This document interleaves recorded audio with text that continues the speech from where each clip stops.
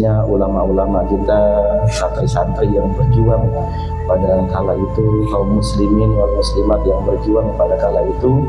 Mudah-mudahan beliau-beliau semuanya bahagia di sisi Allah Subhanahu wa taala. Al-Fatihah. Assalamualaikum warahmatullahi wabarakatuh. Alhamdulillah wassalatu wassalamu ala rasulillah Muhammadin wa ala alihi wa sahbihi wa man walah. Amma ba'd. Hadratul kiram yang sangat saya muliakan, segenap jamaah Masjid Al-Furqan, hadirin hadirat yang dimuliakan oleh Allah Subhanahu wa taala. Alhamdulillah kita bisa menyisihkan sedikit waktu kita untuk duduk di rumah Allah, bermunajat, takarrub, mendekatkan diri kepada Allah Subhanahu wa taala. Yang mudah-mudahan cintanya kita, pengorbanannya kita diterima di sisi Allah Subhanahu wa taala. Apa yang kita hajatkan, apa yang kita panjatkan, mudah-mudahan diterima dan dikabul oleh Allah Subhanahu wa taala. Amin ya rabbal alamin.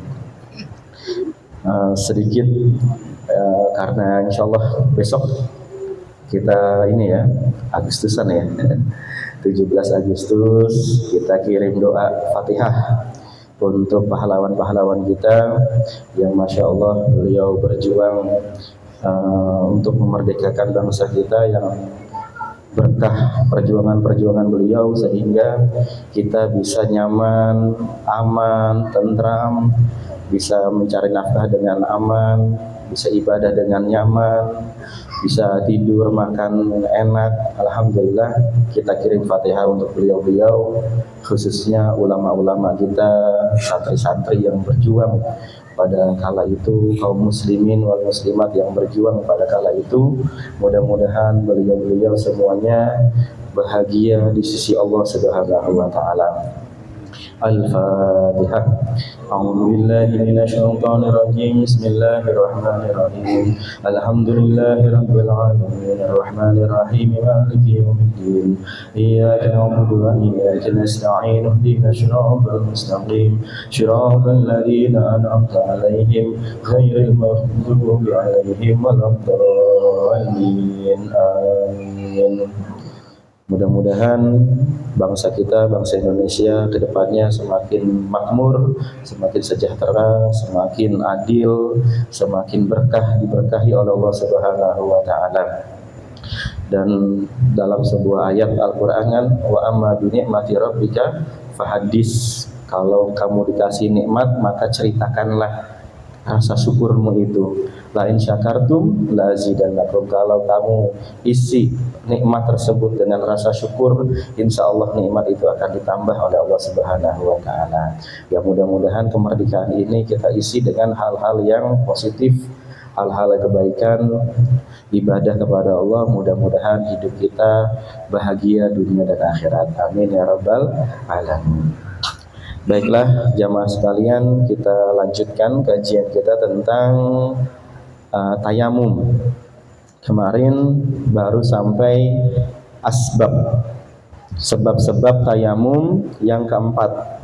Yang pertama faqdun, tidak adanya air, mungkin kemarau atau kita sedang ada di daerah yang di situ tidak ada air, padang pasir dan sejenisnya. Wa khaufun, takut, mungkin ada air, ada sungai, tapi ternyata di sungainya ada buaya misalnya kemarin ya. Atau ada danau, tapi menuju danau di situ ada harimaunya. Kalau kita ngambil air di situ, wudhu di situ, nyawa kita melayang. Nah itu boleh tayamum. Hajatun, ada air tapi kita butuh buat minum gitu ya, buat masak misalnya, hanya terbatas itu saja, maka boleh untuk digunakan untuk tayamum. Idlaluhu, ada airnya tapi naruhnya di mana, hilang gitu airnya, lupa, tapi sedangkan waktu sholat sudah terus berjalan, nah itu boleh tayamum. Nah yang berikutnya adalah maradun yashukku, sakit yang berat ketika harus menggunakan air. Misalnya mungkin kayak demam tinggi ya, demam yang tinggi banget, panas banget, itu kalau misalnya kena air tuh menggigil, tambah parah sakitnya misalnya. Nah itu boleh tayamum. Atau misalnya luka bakar di tangan kita atau di anggota wudhunya kita, terus kok kalau kita tersentuh air, luka bakar tersebut semakin parah sakitnya atau semakin lama sembuhnya, nah itu boleh tayamum. Jadi ketika nanti membasuh anggota yang terbakar tersebut, maka diganti dengan tayamum, itu boleh.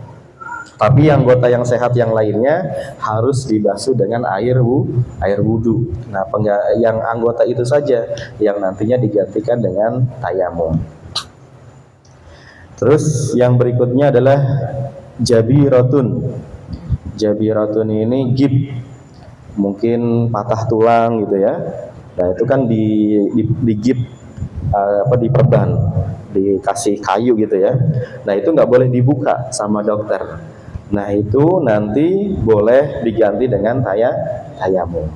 Syaratnya nanti memang sebelum dipasang gipnya itu kita sudah basuh dulu anggota tubuhnya.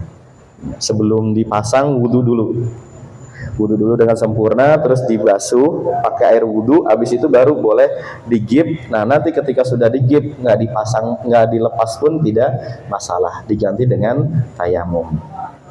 Nah ini kalau memang dibukanya berbahaya.